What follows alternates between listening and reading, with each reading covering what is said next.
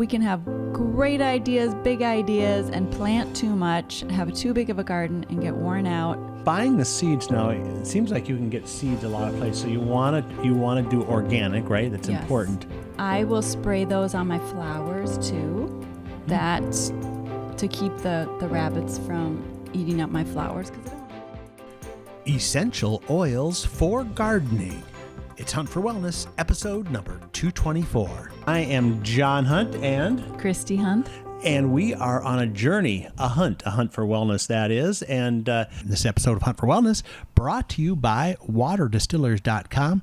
Great machines providing great water for your great wellness. Check it out at waterdistillers.com. Today we have, I know, one of your favorite topics because you absolutely love gardening, don't you? I do. So look how she lights up and smiles at that. I mean, what is it about gardening that you really love? I love being outside. I love watching the plants grow. Yes. Change. Let's see. 3 months later, that little thing is finally there, right? Oh, it's so cool to see the plant, the seed go in, the sprout from the ground, and then get bigger and bigger. And finally, the produce comes. That's my favorite part. The tomatoes that are so red and they're warm and they're ripe. You bring them and you wash them and you eat them, and just like the taste is incredible. It is incredible. Yes. Well, I'm getting hungry already. So, we're going to talk a lot about a healthy garden because I think it's important. In the commercial food industry, farms are getting more corporate. You're seeing less, of the independent farmer. And they're doing things on these farms that aren't necessarily good for you. But that's why, we're going to go back 100 or 200 years when everyone had their own garden because that's how they survived, right? Right. Or they traded with their neighbor or whatever they did. But what is it why is it important, do you think, to have a healthy garden? Well, I think it's important to eat organic produce. Yeah. So organic produce is, because that's a word that gets thrown around. Well, organic means it's grown without herbicides or pesticides, so it's grown naturally. Okay. Or I should say synthetic herbicides or pesticides. I mean, you can use natural things. Yeah. Like essential oils. Yeah. So who knew that essential oils could be used for gardening? But we're going to get ahead of ourselves if we start talking about that yet. Yeah. Because, it really is this concept of starting at the very, very beginning. And every step of the gardening process can lead to a healthy garden, right? I mean, you can... Right. Healthy or unhealthy. Yeah, or unhealthy. You could do things at the very beginning that will, no matter what you do later, still kind of wreck the crop, right? Well, yeah, if you're putting bad stuff on them. Right. So to me, that's wrecked. Yeah. So let's talk about planning, because planning is like what you do in the winter months here in Minnesota, right? You're sitting there thinking, ooh, what am I going to do next year? Because your growing season is kind of short, and you got to be ready and prepared, right? Yeah. Sometimes you're not ready, but it's good to plan what you want to do. And if you're brand new to gardening, I would recommend doing the square foot gardening, and you can get that book at the store or the library, and we use that. Absolutely love that. We'll put that in the show notes too, so if you want to link to that. Yeah, because basically it teaches you how to garden very simply, most effectively. You get the most out of your plants with the least amount of work, least amount of weeds. Yeah. So it's super enjoyable. Right. And it's a very contained environment, so you have a lot of control over it. So now that we've teased the square foot garden, you better at least tell people kind of the concept behind it, because otherwise they're going to have no idea what a square foot garden is. Well, it is what it says. It is a garden divided into 1 foot squares. Okay. And you put various plants, different plants, into each square, so you don't have like a row of things next to each other. You have you might have tomatoes in one square, and cucumbers in another, right, and basil and kale. 1 kale plant per square.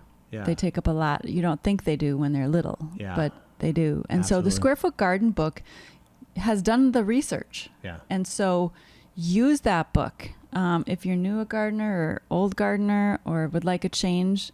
Because also we can have great ideas, big ideas, and plant too much, have too big of a garden, and get worn out, beat up and bedraggled with our gardening. Right. And so this is a way to keep it small enough, contained enough, and manageable. Yeah, manageable is really the right word. Yeah. You know, and what's interesting is that even though you might have a garden already, maybe you have a little plot behind your house, the neat thing about the square foot garden is you're kind of starting a brand new plot because you're building it in this, a frame with a bottom on it, so you're not really touching the. Well, we did a bottom. Yeah. I don't think everybody has to do a bottom. Right, but if you're using, maybe. What is it? How much? About ours 4 is just 6 inches. Okay, 6 inches of soil. So compost.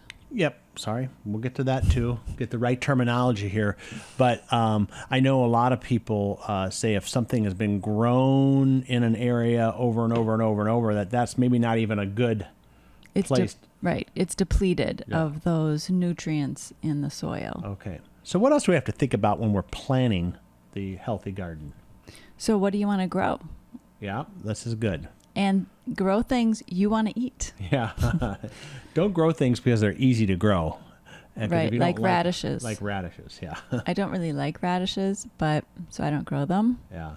But I've learned how to like them. Yes. And our kids have learned how to like kale.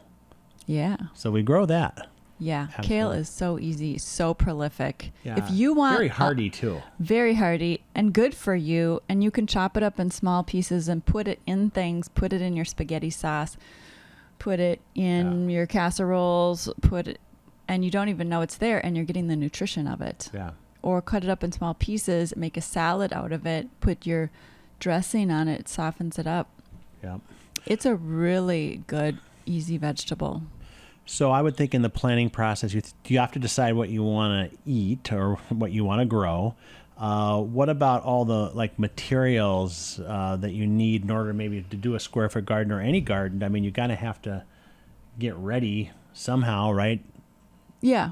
So you plan your garden, you plan your space, and if you're going to build the square foot raised bed garden, you're going to do that and get your materials, and then you want to fill it. I say fill it just with compost. He has a couple different options, but to me, that's the easiest. Yeah. And you can get compost just like your regular home center I mean, is there a certain thing to look for in the kind of compost? Well, you want organic compost. Okay. Yeah. If you get non-organic, there you go, that you could put something in there that you think is going to be really good, but it's already tainted. Right. Exactly. Yeah. Okay. Yeah. So we've got it done. We've built it. We've put it down. How about planning when you're going to plant? Because depending on where you live, you don't want to get it in too early or too late. That's right. That's just right. You want to get it just right. How big is your window for a lot of things? Well, it depends on your area where you live. I did not plant my sugar snap peas soon enough. It got too warm, and you know how warm it got here. Yeah, really warm. So they're not doing well. I'm not going to get any sugar snap peas. The lettuce is doing good though. Yeah, lettuce in general is pretty hardy though, isn't it? Yeah, but you can't. I have made a second planting in July. It does nothing.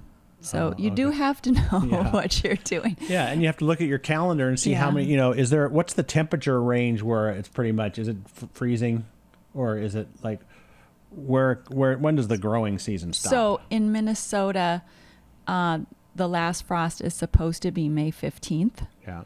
Although I think ours was a little later this year. Yeah.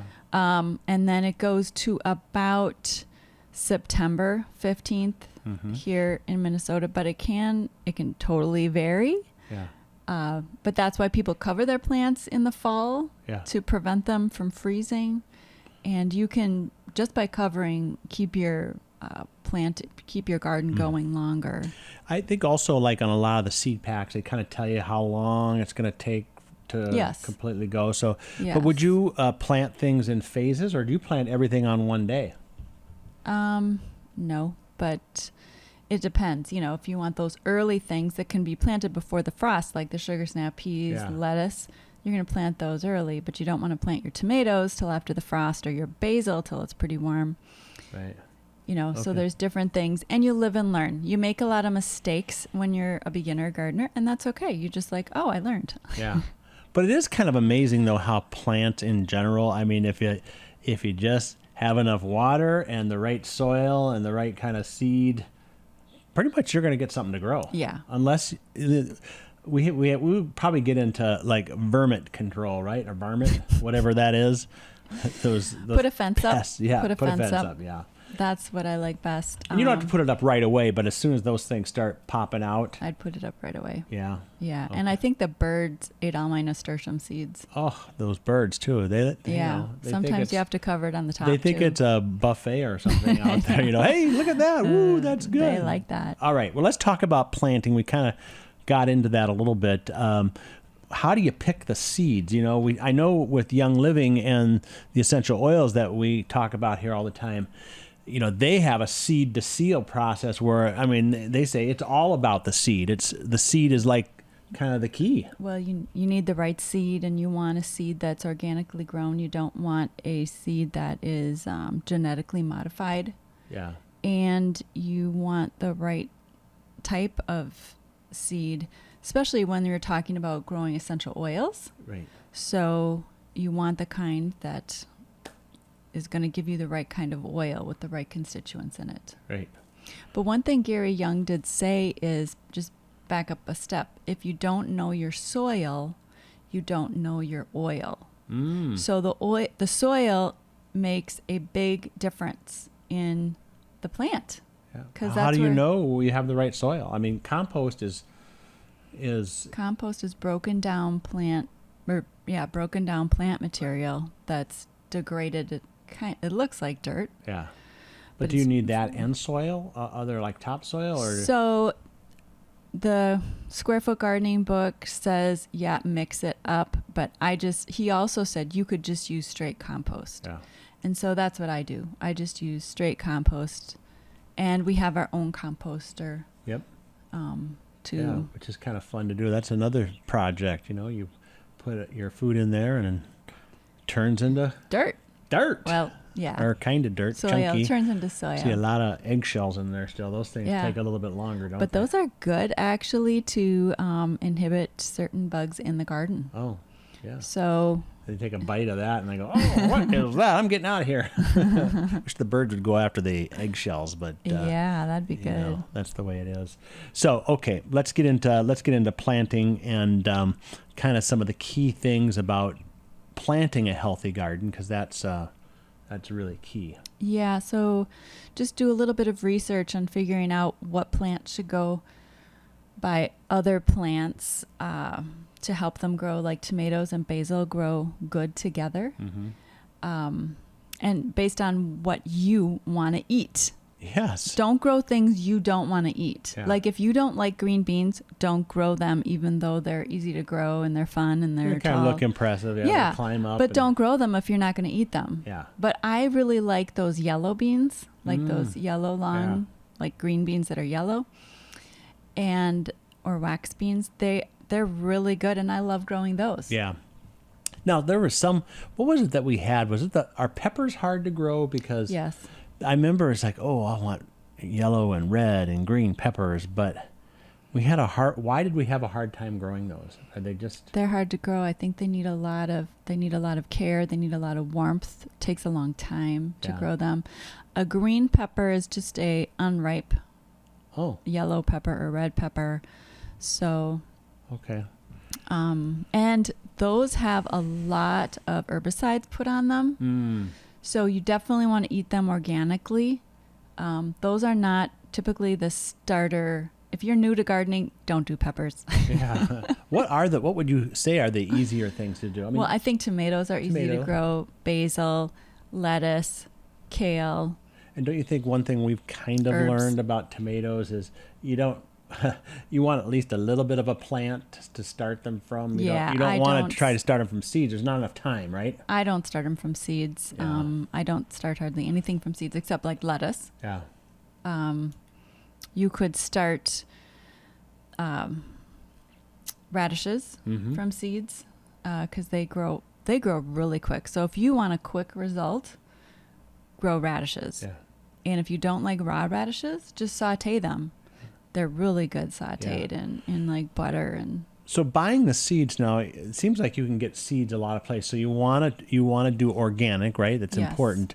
Are there certain places that, like avoid the seeds that you see for sale at the gas station? I don't know if they sell them at gas stations, but I know like in the grocery stores they do. Are those okay? Or well, you just want organic seeds. Yeah. So the health food store is good. Online is good. Okay. So good. Wow, we're going along really well here. So we've gotten through the planning stage, and anything else with planting that we need to kind of consider? No, I think now we should talk about tending. Oh, yes. This is the labor, right? Yes. This is most of the work is in the tending, right? I guess so, but it's just a little bit of work every day. I wouldn't even call it work. A little bit of fun every day. Yeah, that's where you get your satisfaction maybe. Yeah. You can be working hard and just go outside and leave everything behind. It's like nothing else matters when you're out in your garden. You're watching your plants that you planted grow. Sometimes we don't see any fruit of our labor. Yes. Because everything's online, on the computer. Yeah. It's an email. It's get dirt under your fingernails. It's a phone call. Right. And here is the result of your labor, which is so fun. So how do you tend healthily? So you want to just pull up those weeds, those little weeds, and right when you see them, that's the best time to get your weeds. Yeah, and that way, if you keep ahead of the weeds, you don't need to use something else to kind of spray on there to keep the weeds away. And this square foot garden plan, you have minimal weeds. Yeah. So it's just very little. Then if you see bugs on your plants, you can pull them off yourself with your fingers and squish them. I hate that part. Love those and beetles, right? I wear gloves. Yeah. So, and you can also spray your plants with some essential oils. And we do have some recipes. We have an outdoor spray. You can actually spray it on yourself too, to keep those irritating bugs away.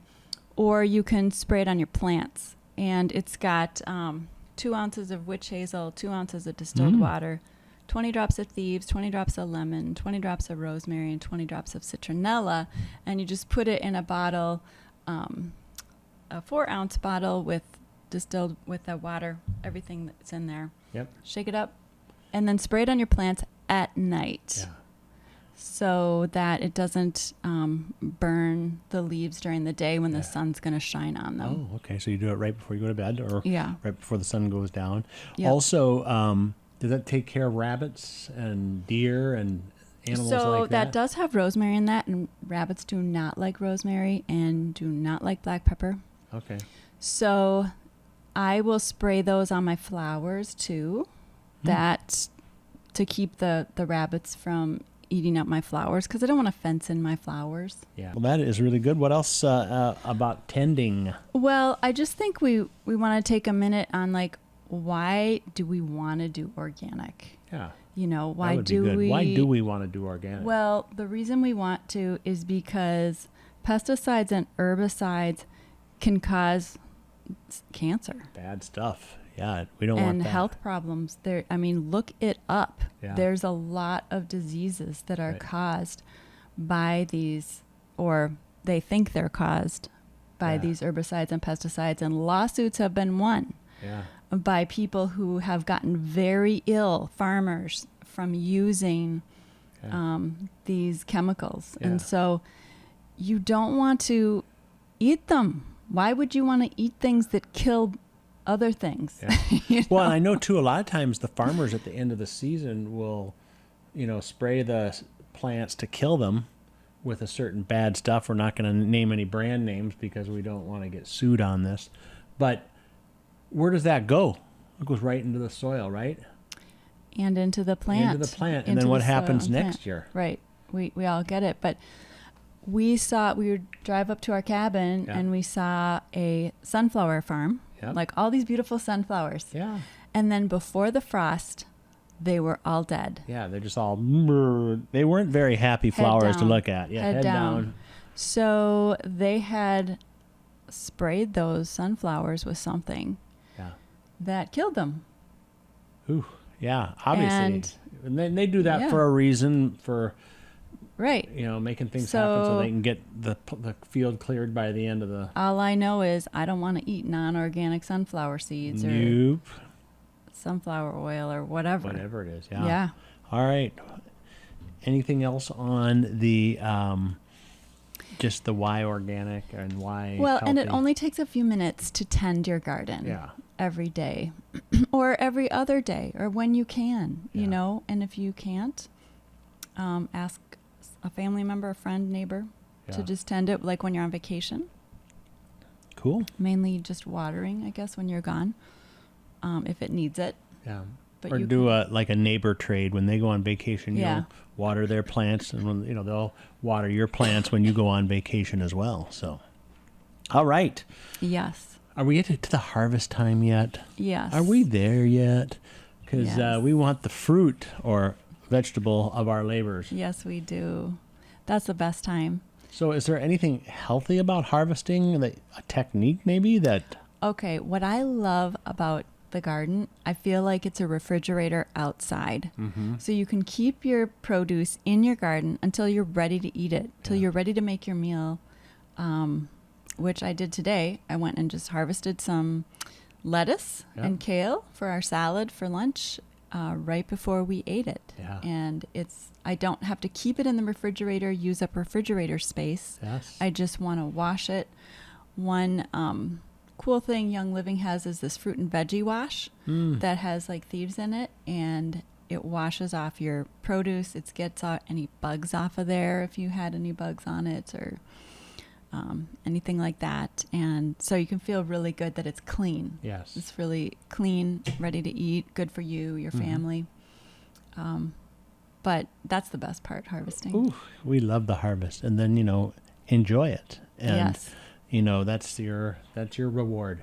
It is. Right. And then you're feeding yourself organically. You're feeding your family and friends, whoever you're preparing and cooking for. And in fact... Our daughter is home. Normally she's not home. She's at home because she's between apartments. Yeah. And she said, I just feel better in the last couple of weeks. I said, well, why? She goes, because I'm eating your food. Yeah, right. Yeah. Which is organic food. She's a college student, so she's not taking a lot of time to cook. Or get organic or whatever on a tight budget. Okay. So I think it's really important. And I think one thing we should emphasize is that to do all these things we've talked about is not necessarily,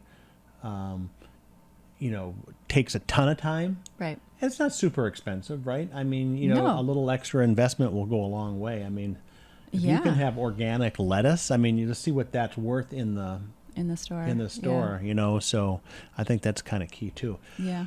One last thing, want to remind you about the free discovery call. Even if someone want to touch base with you on that, you're willing to talk to people about it because you love gardening, don't you? I love it. Yeah. And you might talk about some of the other things like the essential oils that you can use to help you in this organic gardening. So that's a good thing. And again, if you want the oil recipe sheet, just go over to huntforwellness.com, go to the podcast episode number 224, and it will be right on that page there. You can just click it and download it, and that'll give you those recipes we talked about before. All right. I want to just say one more thing. Why I love Young Living essential oils is because they are organically produced. Yes.